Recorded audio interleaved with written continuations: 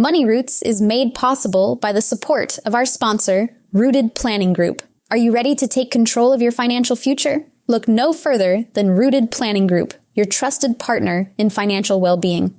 At www.rootedpg.com, you'll discover a wealth of resources and expertise to help you thrive financially. Rooted Planning Group specializes in personalized financial planning, investment management, and retirement strategies.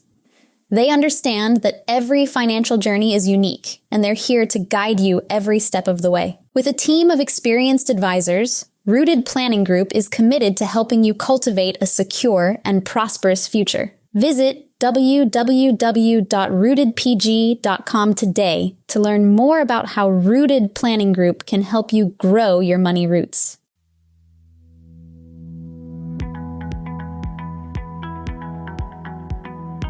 Welcome to Money Roots, the podcast where personal finance gets personal. Each week, Amy and her guests dig deep into the world of finance, making it more approachable and understandable for everyone, no matter where you are on your financial journey. From savings and investments to budgeting and planning, we'll bring you practical advice, inspiring stories, and expert insights. We believe that everyone has the potential to grow a healthy financial future, and we're here to help you nurture it. So whether you're a financial guru or just starting to plant the seeds of your financial knowledge, this is the place for you. Get ready to uncover the tools and strategies that can help you thrive financially. So without further ado, let's dive into today's episode of Money Roots. Hello, and welcome to this week's episode of Money Roots. My name is Kate Welker, and I'm very excited to be back with you again this week as a part 2 follow-up to my episode last week, just talking about money or thinking about money make you sweat. Following up on those conversations around, does the thought or topic of money make you very stressed or anxious? Last week, we talked about a couple different steps and tools to hopefully help you develop some of your own personal tools to combat those feelings. I wanted this week to take things maybe a step further and go into some specific areas that we find people have the most anxiety around, talk about those and give you some options or some tools if those are your areas, ways that you could maybe tackle them or get into them and have you feeling a little bit more in control and a little bit lighter. So as a quick recap, last time we talked about if you're feeling anxious about money, some ways to overcome are to face it, to get a record of your finances together and not put your head in the sand anymore and ignore it, to see what the numbers are. Stop comparing yourself. Stop comparing yourself to others and where they're at on their journey. Focus on your own. Plan. Pick one small thing that you can control and start making a change and learn. Talked about knowledge is power. The more you know about money, the more you can feel confident in yourself and hopefully empowered to make better decisions.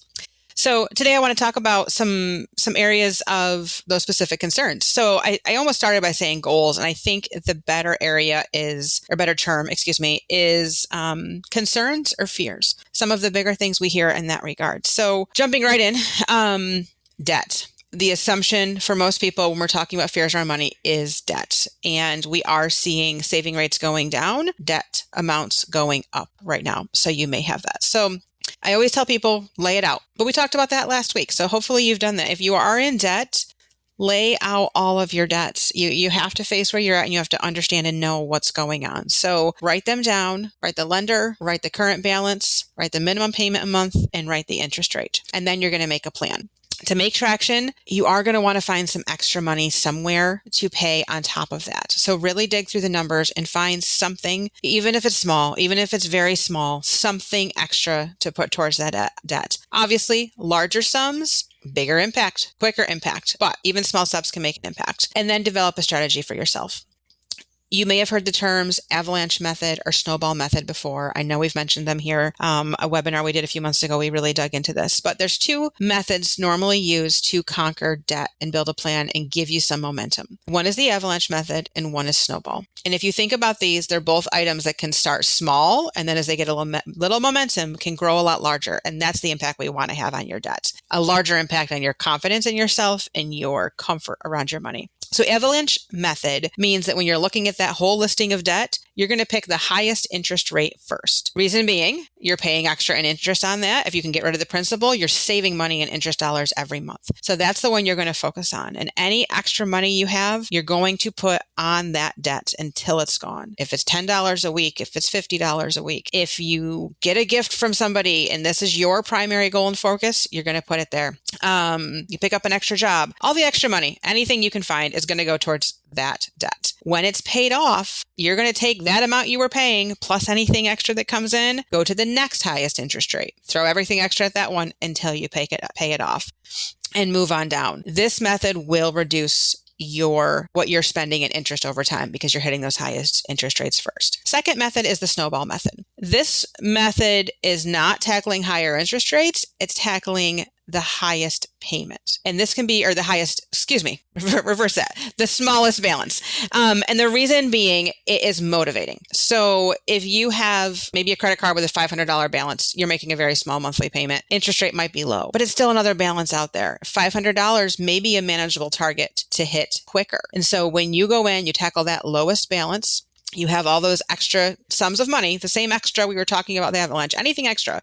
You throw at that, and that $500 payment's gone, it gives you an immediate sense of, hopefully, accomplishment and euphoria and motivation to keep moving to the next smallest balance. And then you tackle that one, and you take those payments that you were paying on the first payment, is already in your budget, you were already paying it, throw all that as extra payments on the next one, and keep building your progress over time and building that momentum until you can tackle that debt. To do this, though, it's not just putting the money. You've got to be committed. You need to build a budget. I know that dirty B word again, but you need to build a budget and you need to stick to it. The other thing is finding, possibly in your household, an accountability partner and making sure everyone's on the same page, that this is your goal and your focus. Ask for help. If you are in a point where you don't think you can overcome your debt, you don't see a way through, this is a point to ask for help. Every situation, every type of debt will be a little bit different. But if there are plans or agencies or programs that you can go through to get some assistance, this is the time to ask for assistance. Don't be ashamed to ask for a little bit of help, a little bit of knowledge. Take the steps you need to move forward so that you can continue to just reduce that stress and anxiety and build forward a little bit stronger. The other thing is there any way you can earn extra income? You might just be saying, hey, I have all debt and my budget's tight. There's nothing. I am living bare bones. Are there ways you can earn extra income? Are there things you can sell? If you've got things in your house, literally every small amount and small dollar will help at this stage to give you that extra payment, extra income, extra motivation and momentum on that debt. So look for some strategies, really be committed to doing it. And you may be surprised how quick that those numbers could come down. Another concern, something we hear, is reducing spending. Maybe you don't have a lot of debt, but you're not saving a lot, or you don't know where to put the money, but you just feel like you're spending too much, and that might make you anxious. Not having a sense of where your money goes, or, hey, I feel like I've gotten a pay raise, I'm not any farther ahead. So if this is the situation, writing it down, tracking it, I'm going to say the word budget again, using tools that you have to figure out where you're at. So face it, like same concept as before, face where you're at, figure out where you're at, write it out. Use a tool. It could be pen and paper, going back through your credit card statements and your bank statement to look at your expenses. There's some nice software now, Monarch Money, Rocket Money, Quicken Money, a lot of apps, anything like that might help you have an app, automate it, track it to see trends and where your money is going. And then you can say, hey, is this where I want my money going? Does it match up to what's important to me? So maybe travel's really important to you and you're not getting to travel, but you find that you're eating out a lot every month. Well, this is not going to be new advice by any means, but you could eat out a little bit less, cook home more to be able to move that money to travel and see the reward. Streaming services. I just read a really interesting statistic on what it will cost to stream NFL games this season to be able to cover all the games. People are adding streaming services left and right and probably watching one thing and forgetting about it. Maybe that's not the case, but if you have it out there, look through it. There's some things you can cancel and some expenses you can cut out as well. But I think the bigger thing is having a reason, have a goal. Why are you reducing spending or why are you saving? Maybe you are saving and you're hitting your saving goals and you're not in debt, you just feel bad about spending. Well, if you're spending on what you want to be spending your money on to live the lifestyle you want to live, why feel guilty? If your plan is secure, sometimes we just need the freedom to allow ourselves to spend, to travel, to gift, be generous with other people. That can be an okay reason too. Another reason, like I said, just find your reason. Is there a goal you want to be saving towards, and why are you doing it to give yourself that motivation? Also, I kind of mentioned this in debt a little bit, but find an accountability partner. If you are a multi-person household, make sure everyone in your household is on the same page. You have the same purpose moving forward. Maybe it's just a friend. You sit down, you're like, hey, I'm going to let you in. We're going to get real. I'm going to let you see what I'm spending my money on. And you call me on it if there's things I shouldn't be doing. So that talking about anxiety or stress, that may definitely increase it as well. So know yourself a little bit to know if that's a good tool for you to use. But accountability can be very motivating as well, as one are getting there.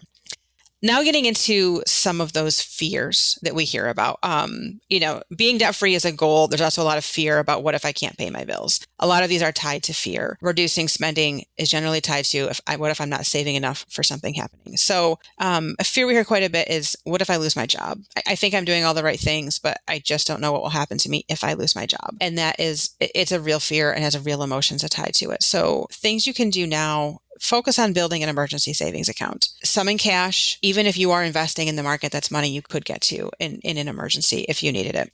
This will look different for everybody, and it's going to depend on if it's you're the sole person, or if you have a partner. You might not need as much excess depending on what your household's spending.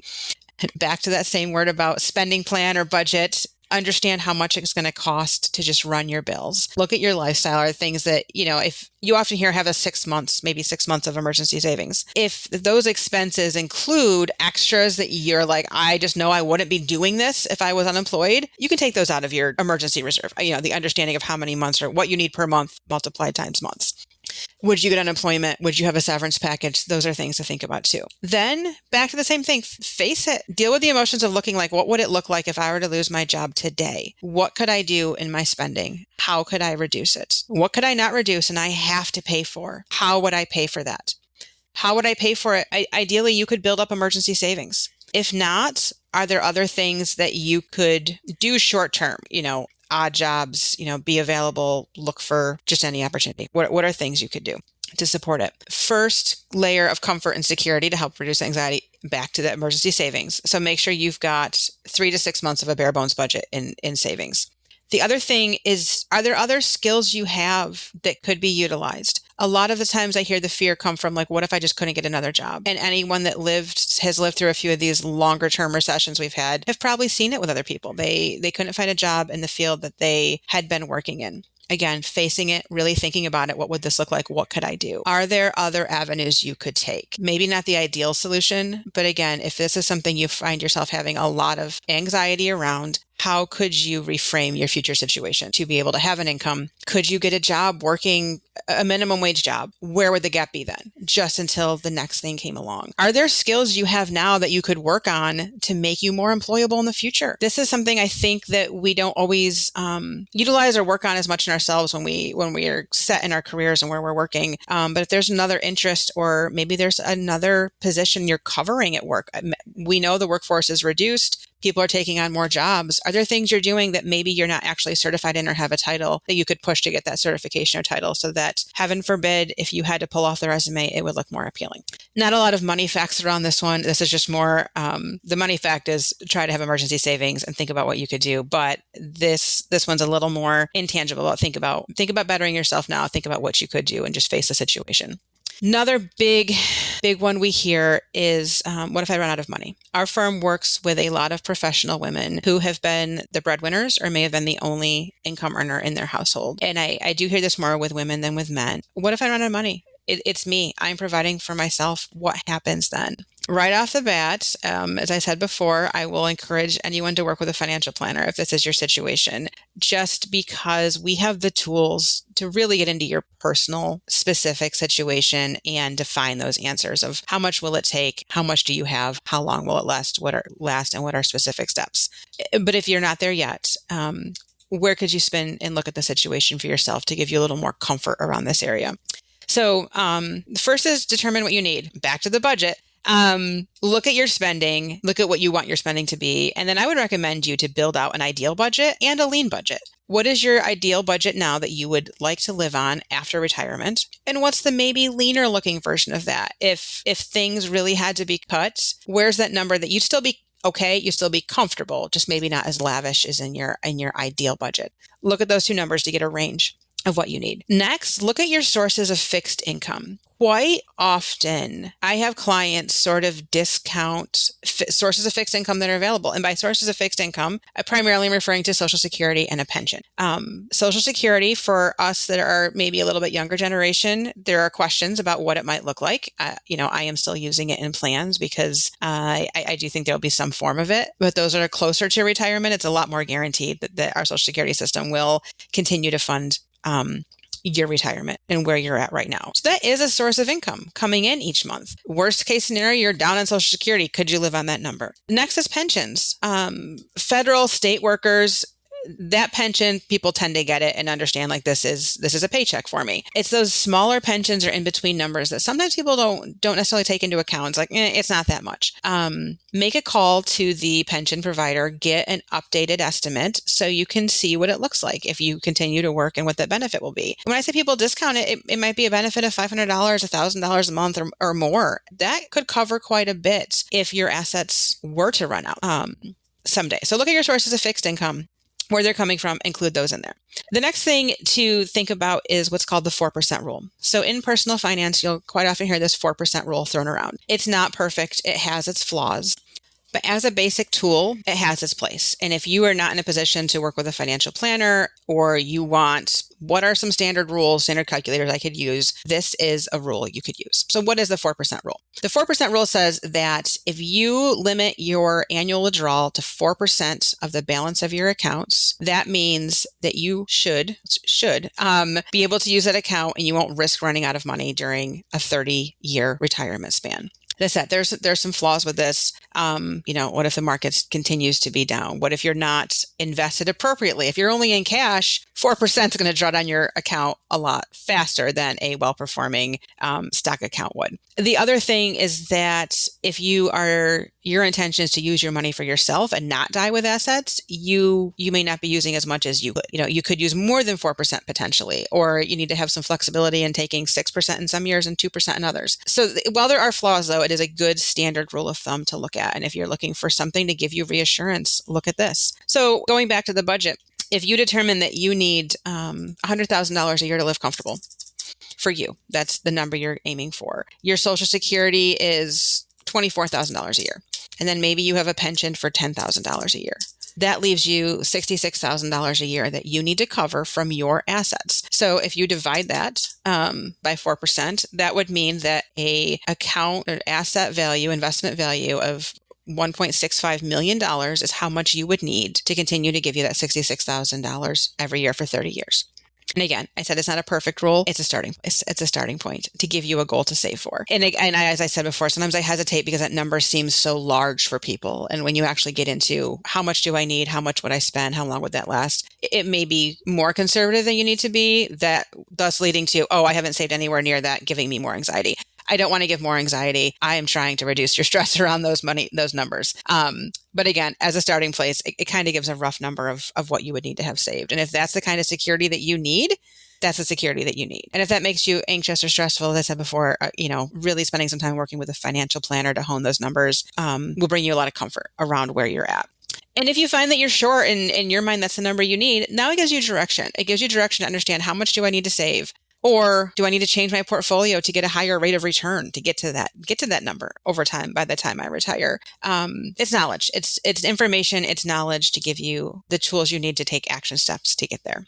There are many different specific fears we hear and concerns. I just wanted to cover some of the big ones in direction to give you an idea of the things you do. But hopefully through this, you've heard the same steps almost for all of the fears. Figure out where you're at. Know what you have. That spending plan and budget comes up over and over again because you really need to understand what you're earning and where your money's going to have some control. And control gives us, hopefully, a little bit of control gives you a little relief from that anxiety when you understand what you're doing. And then it gives you the knowledge to take the next steps to tackle that goal and get you on the path to a successful journey for you and a better journey for you. If you'd like to learn more about this or you have any questions, as I mentioned before, our website, rootedpg.com, has just a lot of tools and information out there. If you'd like to make an appointment with one of our financial planners, we have a button that says schedule a call and it gives you information. And if we're not a fit for you or you're not at that point, we're happy to give you recommendations.